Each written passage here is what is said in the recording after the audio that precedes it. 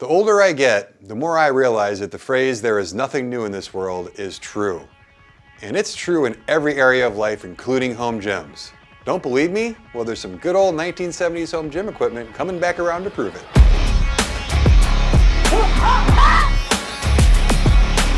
Welcome back to the GymCrafter podcast, everybody. My name is Tim. I am the head gym nerd here at GymCrafter.com, the website that I built to help ordinary folks like you and I build home and garage gyms that we absolutely love. And more often, our home gyms are getting overtaken by something, and that's what I want to talk about today. So recently I was watching the Hybrid Resistance YouTube channel. Really great YouTube channel. If you're not following him over there, make sure you're following him over there. He does a lot of reviews of stuff you just don't see on other channels. The home gym YouTube space or content creator space tends to get a little same old, same old. Everybody's reviewing the same products. You'll get a company come out with something new and they send it to all of us. So you'll see, 15 reviews in the same day drop on a RitFit leg developer or something like that. And Hybrid Resistance does a good job of showing things that other people don't show. And that includes his coverage of Home Gym Con. And he just highlighted a product by Inspire in this last video that I watched, which is pretty cool, which we're going to talk a little bit more about towards the end. And he made a statement at the beginning that Home Gym Con is more becoming commercial Gym Con. And his point was that as you walked across the floor, there was a lot less home gym stuff and there was a lot more machines, right? And it's not that people aren't putting machines in their home gyms, they are, but it was a lot of machines. I'm gonna call this episode The Rise of the Machines, not only because I like Terminator, and that was one of the last good Terminator movies that there were, but it's really true. You're seeing more and more machines pop up for home gyms. I am a machine. And depending on who you listen to, machines are a polarizing topic. You've got some people who are free weight elitists. In fact, I think I might make a t-shirt for myself that says free weight elitist. If it was up to me, I would have very few, if any, machines in my gym, and I would have free weights and a cable system, and that's it. And I really think that you can get everything done, and I would like to go out behind the bar and fight you about that. So there are people like myself who are on team free weight. And then there are other people who will give you 800 different reasons why machines are better. They're better because they're easier on your joints. They're better because they're safer. They're better because they're easier to use. They're better because they do a better job of isolating. They're better because they do all these different things. We're going to talk about a lot of that today. And so you've got team machine, right? So I want to talk about, as you and I build our home gyms and we look to build a home gym that we love, where do machines fit in, and kind of how do you go about shopping for machines for your gym and deciding which ones are right for you, which ones aren't right for you, how much money you need to spend on a machine, and those types of things. And I thought that would make a great podcast because buying a machine is not like buying a rack or a barbell or a weight. There's two major differences. Number one, you need to know a lot more before you pull the trigger on a machine. There are a lot of moving parts. There's a lot of different aspects of a machine that have to fit your body or not fit your body as it may be. That was one of the interesting things at Home Gym Con is as I went across the floor and got on different machines, some of them you get on, like the ATX leg developer I brought home, I just got on it and it fit me. It fit so well. It felt so good. It really worked well for my body type. I got into other machines and it felt like a torture device. It didn't fit, I don't know whose body it would fit, but it definitely didn't fit mine. So you've got to know a lot more because of the fit, the ergonomics. Also, there's a lot of moving parts. There's a lot of different ways to control the weight curve and where the resistance is, what type of resistance there is. Is it banded? Is it not banded?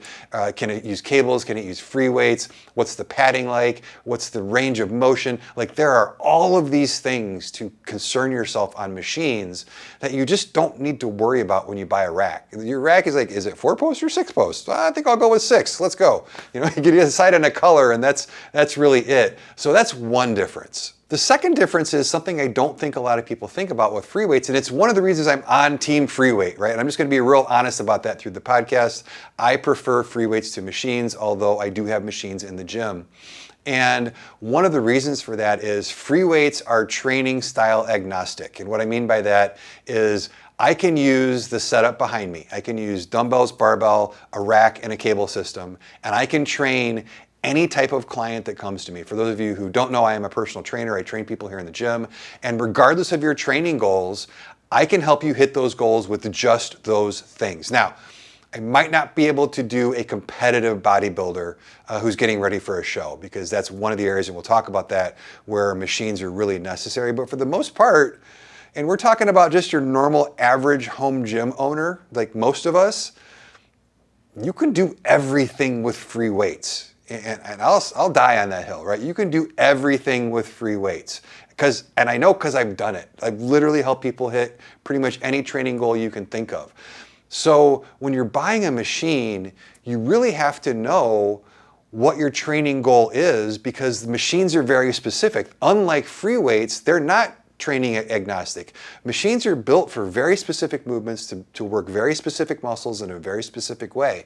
They're very dialed in to really one thing. You know, cable systems are a little more universal. That's why I'm not going to include them in this discussion of machines. A Smith machine can kind of do more than one thing, but it really only does a couple things really well, if that. So when you look at putting a large machine and a large footprint of a machine in your gym, and you're not really aware and conscious of what you are training for and what your training goals are, you could spend a lot of money and a lot of space on something that absolutely doesn't help you hit your goals at all. So when you're buying a machine, not only knowing about, you know, what you're buying the machine for, and is the machine right for your training goals, and is it going to be worthwhile, but also once you decide that, which one of the many machines that do that are well built, going to fit your body, going to fit your budget, there's just a ton, right? It's not like buying a barbell. It's not like buying a set of bumper plates. It is much more involved. And when we look at buying a machine, I want to start with the 3 things you spend on a machine. So a lot of people talk about, and I talk about a lot, of the 2 things that you spend on anything in your gym, right? You spend your money and you spend your space. Those are the 2 things that garage gym owners, basement gym owners, home gym owners, those are the things that we have to decide to trade for whatever we put in our gym. We've got to trade some money, we've got to trade some space. And we're pretty used to saying, hey, is that in my budget or not? And hey, does that fit in my gym or not? Well, when you introduce machines, you not only raise the amount of money you're spending significantly, you raise the amount of space you're spending significantly, especially if you were to divide out the space you're spending by what you're actually using the space for, because a lot of machines only do one thing. They only do 2 things, right? If you buy a leg curl leg extension, you're spending a good amount of floor space on something that does 2 things. If you buy a reverse hyper, you're buying a good amount of floor space that really only does one thing. So you're spending a lot of money and a lot of space, but there's something that I think almost nobody talks about and almost nobody thinks about. You're spending time. So let me explain. As a trainer, when I have clients come in, I have a defined amount of time that they have to be here with me, right? And I have to get a full work in. So when I have somebody come on as a client, I need to know, one of the first things is how much you want to work out, right? How many days you want to work out? How long do those sessions need to be? Not only does that tell me how much to charge, but that helps me program for that person, because based on how much time they want to spend in the gym, I have to change what we do and the exercises we do and the equipment we use to fit that time span. Now, most people, when they hire a trainer, will want to work out 3 days a week, and they'll want to be door to door in an hour. In other words, in the front door to out the front door, or in my case, the garage door, in an hour. That's what we've got. And that includes warm up, that includes cool down, that includes, hey, Tim, I want to spend 20 minutes on the treadmill. Hey, Tim, like whatever it happens to be, that has to be done usually in an hour, which once we do warm up, once we do a little bit of coaching in between things, even if we're strict on our rest periods, that leaves me on a good day 45 minutes with each client each day. Usually it's more like 35 or 40 minutes of actual training with that client. So I have to be very efficient with my time. And when we work out at home and when people build home gyms, one of the reasons we build home gyms is that we're on a similar schedule. We only have X amount of time. A lot of you guys have families. I'm not fortunate that I don't have a family. I'm not saying that at all. But as far as my ability to spend time in the gym goes, I'm fortunate that I don't have those other obligations. So I'm able to, A, because it's my job, B, because I'm single and live with me and my 2 dogs, I can spend as much time in here as I want. So I spend 2 hours a day in the gym. I love being in here. I like working out. I like trying different things. I like testing all the equipment, but that's highly unusual. For most of you, you are trying to get in and out in a certain amount of time. You're also typically, your average home gym owner is training for just overall what they call general fitness and preparedness. Very few of you are out there doing competitive lifting of one type or another. Very few of you are competitive Olympic lifters. Very few of you are competitive power lifters. Most of you, especially guys, you want to build some strength and you want to build some size and you want to look like you work out. That's just kind of, when I talk to clients, that's kind of what it boils down to is I want to look like I work out, right? I don't want to have too much around the middle. Most people aren't willing to go the extra mile, myself included, to get a six pack. It's a ton of work, but they don't want to have, you know, the bulge. They want to look fit. They want to have the nice V shape for guys. Women have a different body shape goal, but they also want to look like they work out. And so when you're looking at doing that, you have to take the time that you have in the gym and pair it with that goal and go, how can I best achieve this goal in the time that I have? And this is where machines become a problem for most people in home gyms. Machines make you spend a lot of time to hit a very tiny part of that goal. I'll give you a couple of examples. Leg curls, leg extensions were probably the biggest piece at the Home Gym Con. And also from the companies I talked to are the number one asked for piece of machinery to go or a machine to go in a home gym. It does two things and it leaves a good amount of your legs unworked, right? So I can have a client come in and we can do squats. I'm going to get to a little bit of a nuance here in a second, but we can train the squat movement patterns, better way to say it, however we decide to do that.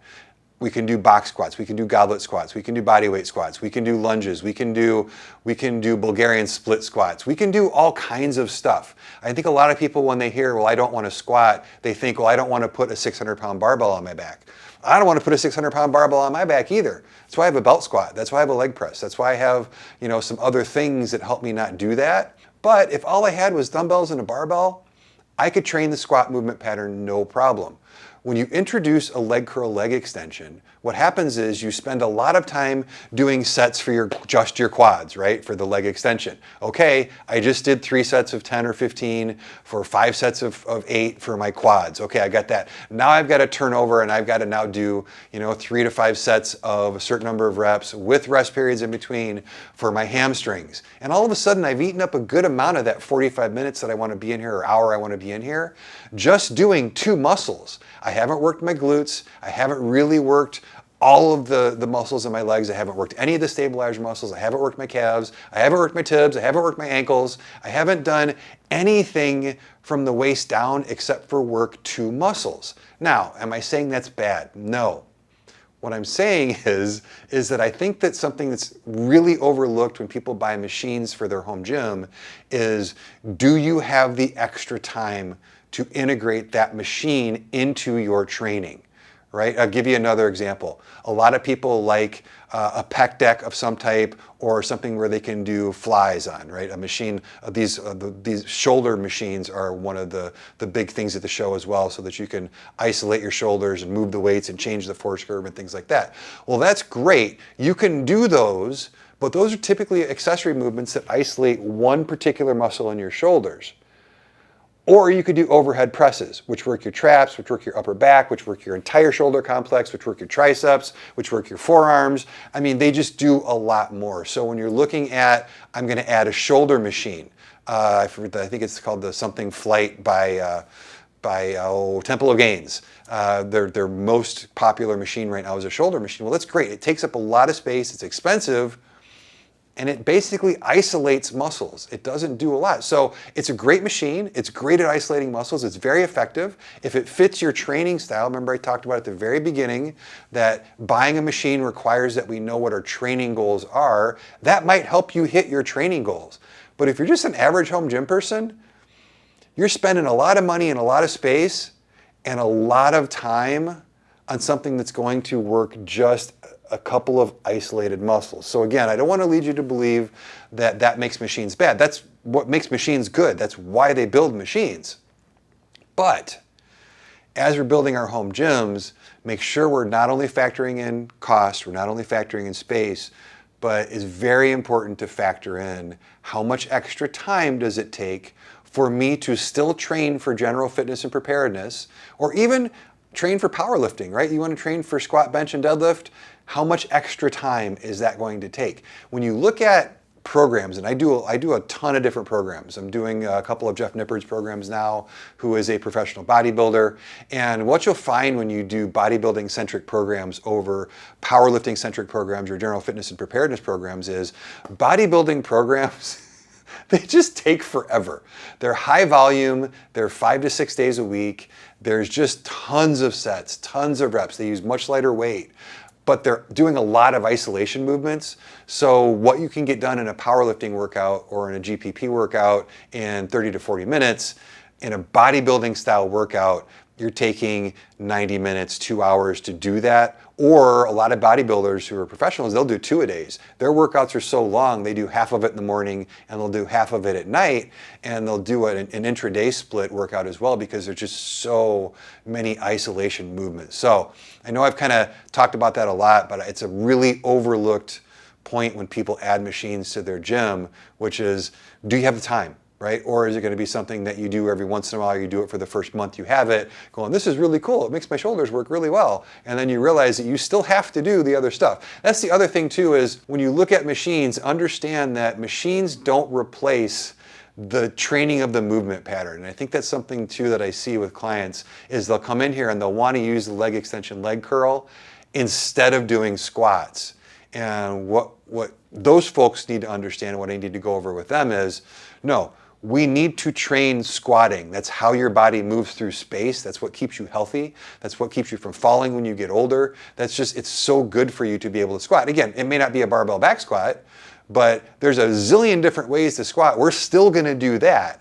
If you would like to do some accessory work on the leg extension leg curl to further develop your legs, like a lot of female clients want that. They want to develop their hamstrings, they want to develop their quads a little bit so that they have some more shape to their legs. And that's a great reason to integrate that machine.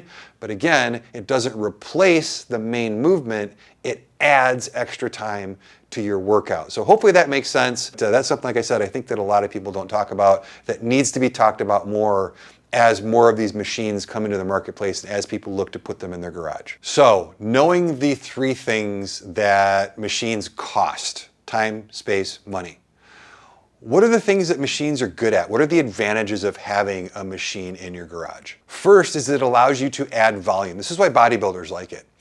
You only got so much energy when you're in the gym. And if I put you under a bar and have you squat, or I have you deadlift, or I have you overhead press, or I have you do a compound joint barbell movement, that's going to take away, it's going to take those energy points. If this was a video game, your energy meter is just going down really quick. So bodybuilders, because they want to isolate specific muscles, they can get a lot more volume in with a machine.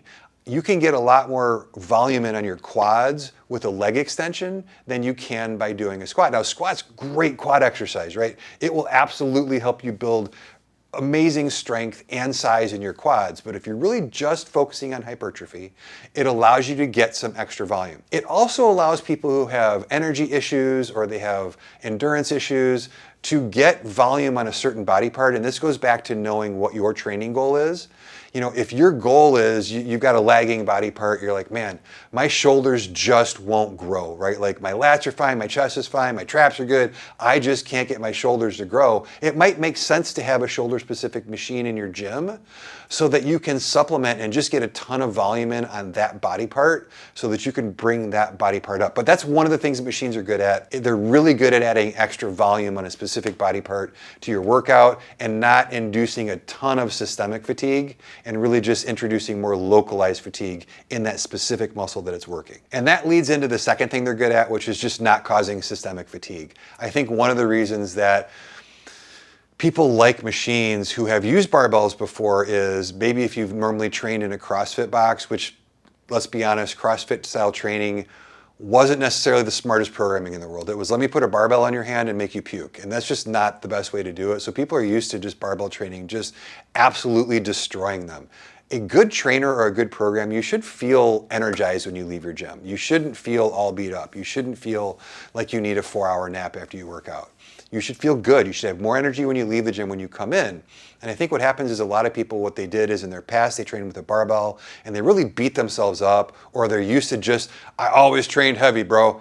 So ever since I was on the football team in high school, man, I got to squat 315 minimum. That's my warm up, man. And it's like, well, yeah, well, no wonder you feel beat up. And those people gravitate to a machine because they get on a machine and they use it and they feel that quad pump that they're used to getting from squats. They feel the glute pump that they would normally get from RDLs or from deadlifts. And they get that on a machine, but they're not all beat up, right? So machines are great at exercising you without giving you systemic fatigue. There's a place for that, but you got to know what your training goals are, and you have to know your body pretty well to know if that's going to benefit you or not benefit you. There are also some physical therapy applications. One thing that machines allow you to do, and I run into this with clients, and this is a reason why, as long as I train people, I will have some machines in my gym, because machines help you train around injuries or around physical limitations. So I want to use elderly clients as an example. So one of the reasons people say they need machines is because they're getting older. I was listening to, I'm going to give you a hard time, Jake, if you're listening, but I was listening to Garage Gym Radio, and Jake and I forget who were talking about how they were getting old. They were just getting old, man. They're just getting so old. And man, there's just, machines are so much nicer for us old folks, and I got them by like at least 15 or 20 years. So trust me, guys, you ain't old yet. And I haven't trained recently, but I've trained older clients in the past. And I can tell you that one of the most important goals for me when I train older clients is to get them to a point where they can work with free weights. The reason for that is we want to train movement patterns and not just specific muscles, especially with an older population. As you get older, it is very important that your body knows how to squat with weight in it. It's very important that you can bend down and pick something up. It's very important that you can put something heavy over your head. It's very important that you can carry grocery bags up and down stairs or to your car if you had to park far away from the grocery store. Whatever it happens to be, training those movement patterns are very important, and they're even more important as you get older. However, sometimes when I train older clients, they have injuries, they have physical limitations, which don't allow me to put a free weight in their hand right away. Now, that's always the goal. We may not ever get there, but that's always the goal. We're always trying to move weight through space, right? Like you do in real life. There are no machines once you leave the gym. When you're trying to prepare for real life, machines don't necessarily help you all that much. They're more an aesthetic piece than they are a functional piece. However, they're extremely functional when you are trying to work with a physical therapy patient, when you're trying to work with somebody who has an injury. You know, if you've got somebody who just had back surgery, they cannot squat.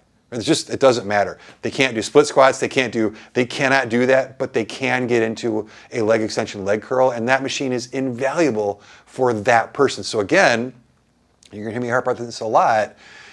We need to know what our training styles, what our training goal is, what our training limitations are, so we know if a machine matches those. And depending on what needs you have, especially if you're working around an injury, if you're working around an actual physical limitation, or you're trying to work through one, sometimes machines can really, really, really help with that. Same thing with shoulder impingements. Throwing somebody under a bar for military press, not a good idea for shoulder impingements, but working on lateral raises at different angles, using one of those shoulder machines and changing the force curve, really good tool for that particular person. Other reasons people put machines in their house, but other things that machines are good at. Machines have no learning curve, right? In order for you to train effectively with free weights, there's a learning curve. You have to be good. When I first learned to lift, I drove 3.5 hours to Madison, Wisconsin to train with a specific coach all day long. And the only reason I paid him several $100s to be there was I said, I am going to get serious about lifting, so teach me how to do the big 5 lifts. And we spent all day learning technique, and then I spent the next 2 years working with him and sending him videos on a regular basis so that I could learn how to lift. There's a learning curve. Now, I love it. To me, it's a skill that's really fun to learn. I love the technique. I love the process. But not everybody does, right? I'm smart enough to know that not everybody does. I get a lot of people who are clients who are like, I don't want to lift free weights. I don't want to do a squat. I don't want to do a deadlift. I definitely don't want to do a Bulgarian split squat. Can I use these cool looking machines all over the place? And when I worked out in a commercial gym, that's why people use machines, right? They just either don't know how to use free weights, they don't want to use free weights. They just refuse to use free weights in the case of Bulgarian split squats. Totally understandable. So those are some things that machines are good at. Machines are good at training those people. And my number one rule is always, it's better to work out than not work out. So if you've got somebody or you're that person where you're like, look, Tim, that's great. You can pitch me the virtues of free weights until you're blue in the face. I'm not going to do Bulgarian split squats. You can shove those right up your squat rack, right? Like, I'm not going to do them. And so I get it. And if that means that you put a bunch of machines in your garage and that gets you to work out, that's something that machines are really good at. They're really good at getting your spouse to work out, who may not ever come into the squat rack, but they might come in and sit down in the leg curl machine and use that. They might sit down in a leg press and use that. You know, they might sit down in a chest fly machine and use that. Your kids too. Like, if you're looking to get somebody who doesn't want to lift weights to lift, machines are really good at that. And the last thing machines are good at least on my list, are helping companies grow, because you can only sell so many squat racks and barbells. So the very obvious thing at Home Gym Con is that there's only a limited market for barbells and free weights, and that market's actually probably shrinking with the death of CrossFit. We've talked about this in a previous podcast, but CrossFit was really the reason why Rogue started selling squat racks to garage gym owners, and was a big driving force behind a lot of the fitness boom. It was awesome. It got women to lift weights, which is one of the best things ever to happen ever in the history of ever. But with the death of CrossFit, you're very quickly seeing people not want to lift weights anymore, or people new coming in not having a place to go that will teach them. So now we're back to regular commercial gyms that have all machines. So it's a way for companies to make more money. Let's just be honest. You know, we can only, like I said, we can only make so many squat racks, but boy, we can make a lot of machines, guys. So you're seeing that. So that's something machines are very, very good at. And that brings us to, which team are you on? Are you on Team Free Weight, the right team? No, I'm just kidding. No, I really want to discuss this from a very reasonable, balanced perspective. Hopefully even though I'm going to tease a bunch of you who don't like free weights, because I do, I think that there's value in both. And I think it's important when I'm trying to help you guys decide what to put in your gym, that we look at both teams, Team Free Weight and Team Machine, with open eyes and a balanced opinion of both of them, so that you can decide which team better suits you and which team will actually have you in the gym working out more often. But let's start with Team Free Weights. I already talked about this a little bit, but here are the benefits of just using free weights in your gym. Number one, I think it's more enjoyable. To me, it's more enjoyable. It's a skill. It's not just sitting in a machine and just up, down, up, down, up, down, up, down. I think it's much more enjoyable, much more challenging, but that's me. But Team Free Weight, that's one of the things that we like, is we think lifting weights is more fun and more enjoyable with a barbell and dumbbells than on a machine. Number two, we will all take you out behind the bar and fight you to the death, that there's nothing that you can do on a machine that I can't do with free weights. And I really, as a trainer, there's virtually nothing as far as training effect goes. I might not be able to simulate the exact exercise, but I can pump that exact muscle with free weights pretty much any time that I'm challenged to that. And so anytime that it's important, right? Sometimes people get really caught up into things that aren't important in the grand scheme of things, but as far as just training yourself to be healthy and strong, there ain't nothing you can do with a machine you can't do with a free weight. There's lots of things that you can do with free weights that you can't do with machines. And that leads to the next one, which is when we're talking about getting into a gym, getting an effective workout in, and getting out in a reasonable amount of time, nothing beats multi-joint compound movements. Nothing beats those movements. If you want to get in and get an effective workout in, you can literally come into the gym and do 3 movements and have a super effective full body workout. You can come in and you can do, if you want to have an upper body day, you can do an incline bench press, a bent over row, and then an overhead press. Like, you just worked out literally every muscle in your entire upper body. You're in, you're out, 25 to 30 minutes, and you are on with your day. If you want to do full body workouts, you can do 4 to 5 movements. You can do a squat, a Romanian deadlift, and then do a flat bench press, and then maybe a row of some type, or maybe an incline bench press, or some dips. Like, you just take some of these multi-joint compound movements, put them all together, load them up really well, and man, you are off to the races, and you are in and out and done in no time, and you're getting a full body training effect. You are not missing anything, whereas with machines, it's the opposite. You're working a tiny little isolated muscle, and you're leaving everything else untrained. And that kind of leads me to one that's a big one for me, which is machines don't train movement patterns. As a trainer, it's critical that we train the 6 foundational movement patterns, and most good trainers will talk about this: push, pull, lunge, squat, hinge, and carry.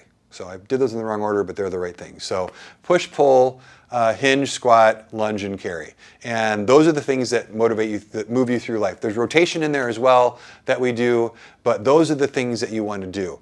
When you train with free weights, you are training those movement patterns. When you train with machines, you're training independent muscles, but you're not training those patterns.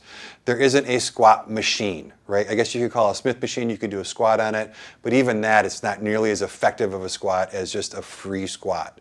So that's one difference, that if you're training for life, if you're training for general effectiveness in life, free weights will typically do a better job of that because you're training movement patterns. I mentioned this already, but I'm gonna kind of expand it a little bit. To me, I see a lot of people saying, well, the older I get, the less I want to use free weights. And to me, the older you get, the more you should be using free weights. The reason for that is the movement pattern thing. One of the biggest causes of death in elderly people is falling. One of the best ways to keep people from falling so that they can catch themselves, so that their proprioception is good, so that their awareness in space is good, is to have them squat, to have them lunge. And I don't mean a barbell back squat. Hold some dumbbells and squat. Right? Do a trap bar deadlift.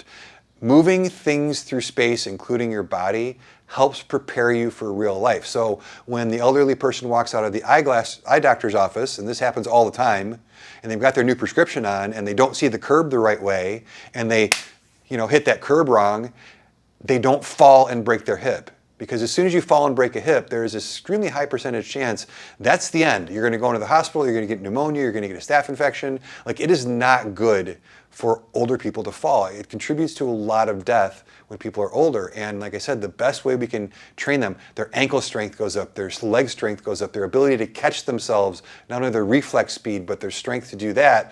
And all of that stuff is best trained with free weights. So I think that for me, I really emphasize the older the person is, the more important it is for them to train, at least in part, with free weights. And we're gonna come full circle with it's more enjoyable. For me, one of the most enjoyable things as I get older, and for those of you who don't know, I'm 54 years old. I train with free weights every single day.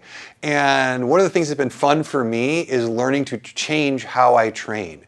I no longer train for PRs. I no longer train with max weights. I no longer train, triples and singles and things like that. I've learned to train with lighter weights, with higher reps, unilateral training. I've learned to modify my training, and I mentioned this already, but you can do a zillion different things with free weights. With a machine, I can raise the weight, I can lower the weight. That's all I've got. So for me, it's more fun as I get older to train with free weights. A, because it's more important for me to do that as I get older, but B, it's more fun to figure out how it works, right? So I really enjoy that. So that's why a lot of people are on team free weight, including myself. But let's talk about team machine, because it's not like there's not a lot of good reasons for that as well. And the first one is, it's more enjoyable. So I know I started team free weights with that, but also for team machine, a lot of people think that it's much more enjoyable to do a leg extension leg curl than it is to do a Bulgarian split squat. And it's really hard for me to argue with that person. Even though I like that exercise, I'm the weirdo in the room.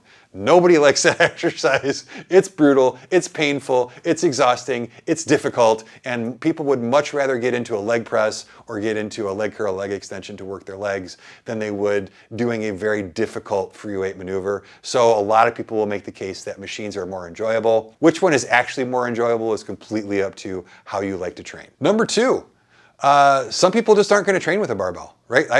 There's just a lot of people out there who are, I'm not going to do it. I'm not going to put a bar on my back. I'm not going to do a Bulgarian split squat. I'm not going to do anything. I'm just going to use a multifunction machine. I'm just going to use a cable machine. I'm just going to use the functional trainer in the hotel. That's all I'm willing to use, period. I'm only going to do body weight, whatever it happens to be. Some people just refuse to train with a bar or free weights, and machines are great for that. That's one of the benefits, because as much as I like doing training a certain way, not everybody does. And as I've said already in this podcast, it's more important than you train, and the best way to keep training and keep consistent is to like what you're doing. And if you don't like barbell work, you don't like free weight work, even though I would try and convince you that you will grow to like it, because I didn't like it before either, and I love it now.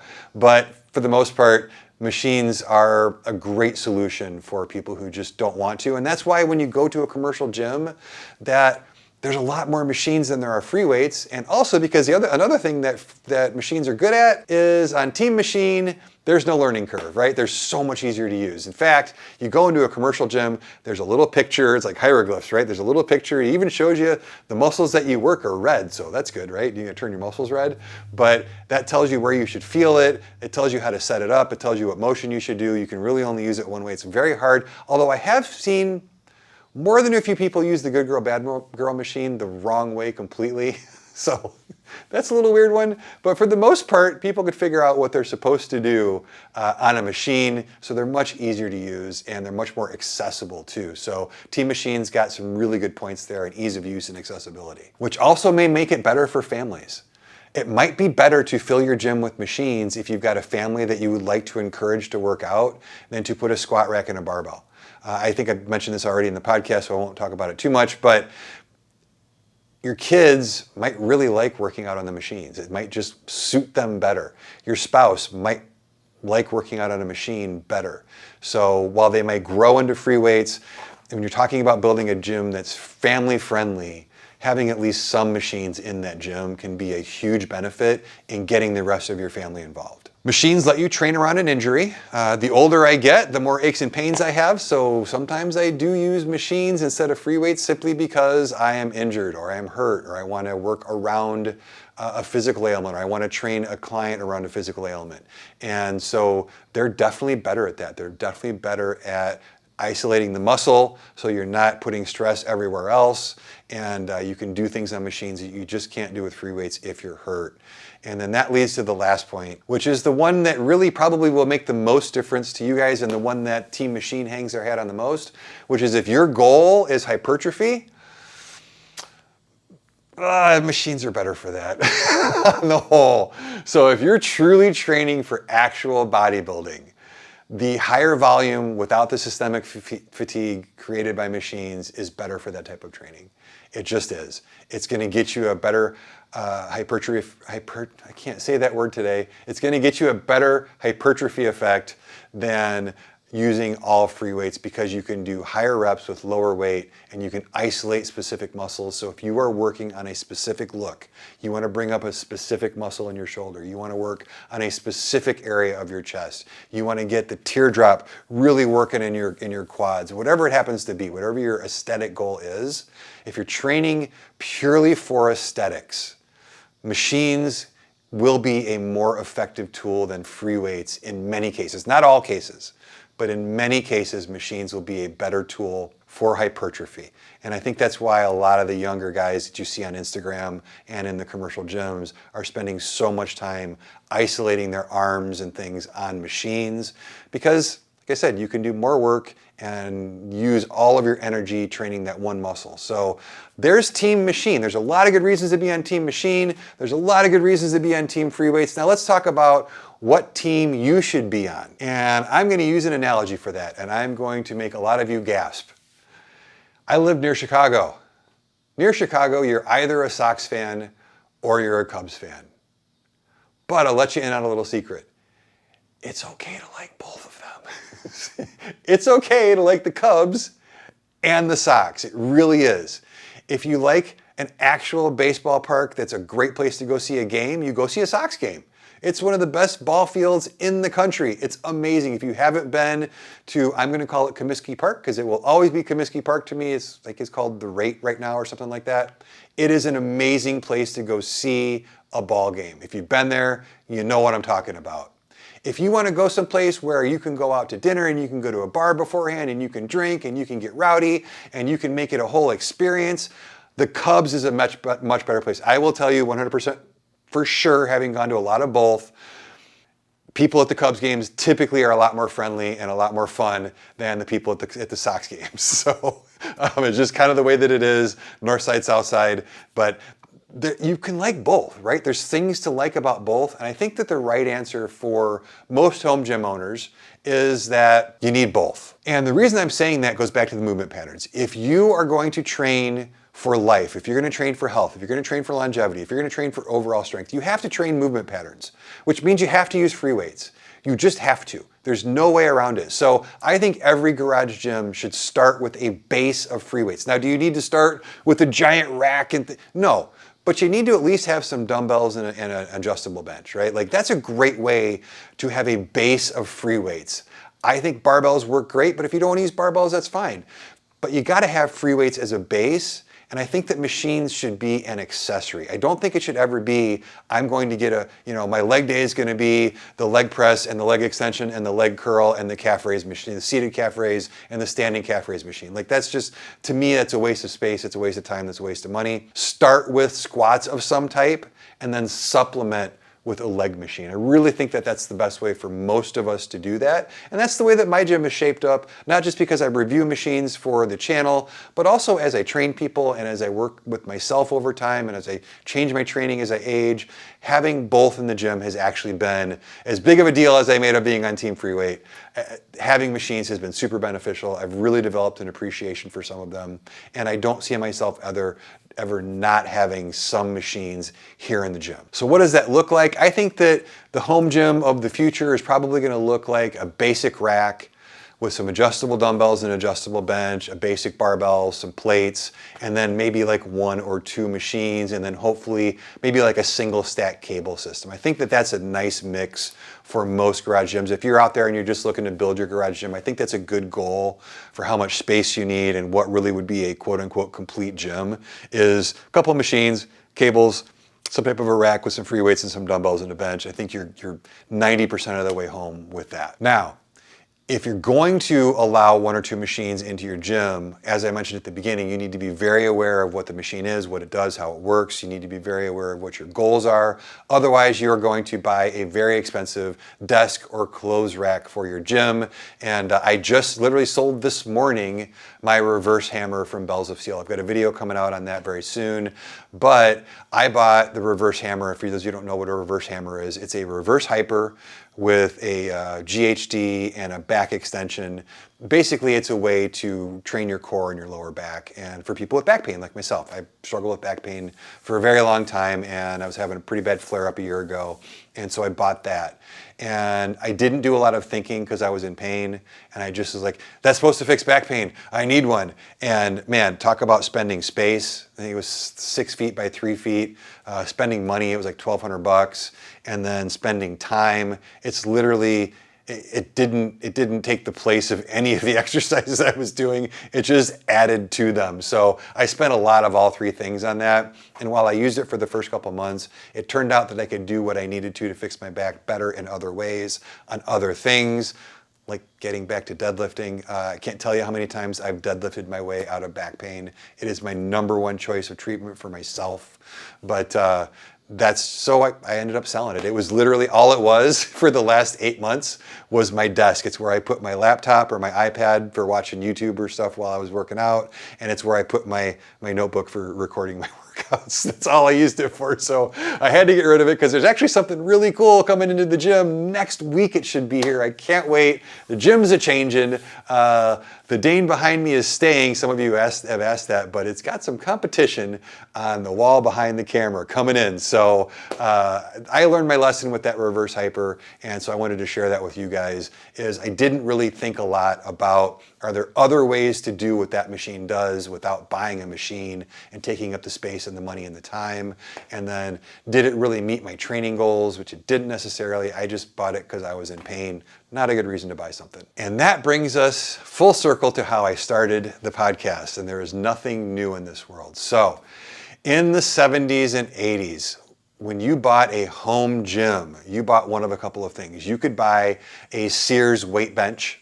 And what the Sears weight bench had was, it was an incline weight bench with the J-hooks attached. The J-hooks were death traps because you had to be very good at racking your weight or you were going to miss those J-hooks. The incline actually inclined up so that the head of the bench was right where the J-hooks are, so you couldn't actually incline bench on it. And if you bought the nice one, it had a leg extension, leg curl, and a pull-up bar and a dip station. So that's one thing you could have bought. But more popular than that is, at some point, in Body Solid I know has been selling these probably longer than most.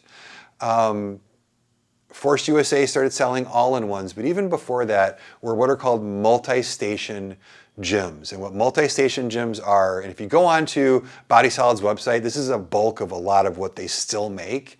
And if you've ever been to a hotel, you go to a hotel and in their gym, if they've got a machine, they a lot of times will have one of these. And it's a seat and it's got, you know, a pec deck for your arms to do your chest. Sometimes it's got a push out thing. It's got a single stack in the middle. Sometimes it's got 3 or 4 stacks in the middle. And as you go around, on one side you can do a bench press, on another side you can do a shoulder press and rows. And then on another side you could do pull downs, and on another side you could do, and so they're multi-stations all in one. You've probably seen these in a lot of commercial gyms, or like my high school gym had a couple of them. So it was a 4-sided thing and you had a different bunch of exercises on each side. So in the 70s and 80s, home gyms were basically these. Like they just scaled them down a little bit.